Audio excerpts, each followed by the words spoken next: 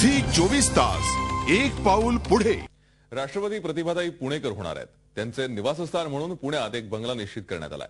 कार्यकाळ संपल्यानंतर पुण्यात राहण्याची इच्छा त्यांनी व्यक्त केली होती। त्यानुसार सुरुवातीला खडकीमध्ये त्यांच्यासाठी जागा निश्चित करण्यात आली।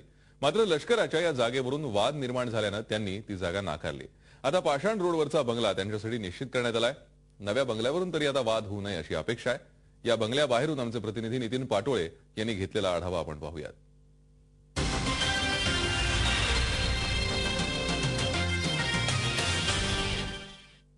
रायगड बंगला डॉक्टर होमी भाभा रस्ता पाषाण पुणे 8 हा असणार आहे राष्ट्रपती प्रतिभाताई पाटील यांचा निवृत्तीनंतरचा पत्ता।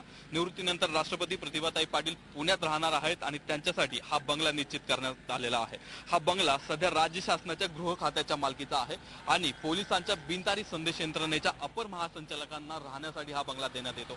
सध्या निवृत्त अपर महासंचालक शर्मा या ठिकाणी राहतात आणि त्यांच्यानंतर काही महिन्यानंतर राष्ट्रपती प्रतिभाताई पाटील या ठिकाणी वास्तव्यास असतील।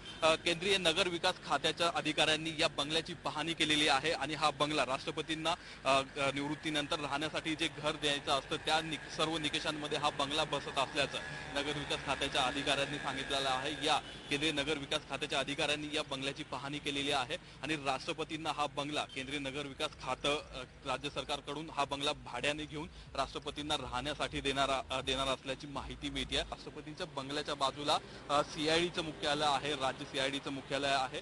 तर दुसऱ्या बाजूला या सीआयडीचं मुख्यालय एका बाजूला आणि दुसऱ्या बाजूला पुणे पोलिसांचे जे ग्रामीण अधीक्षक आहेत, पोलीस अधीक्षक आहेत त्यांचा बंगला आहे।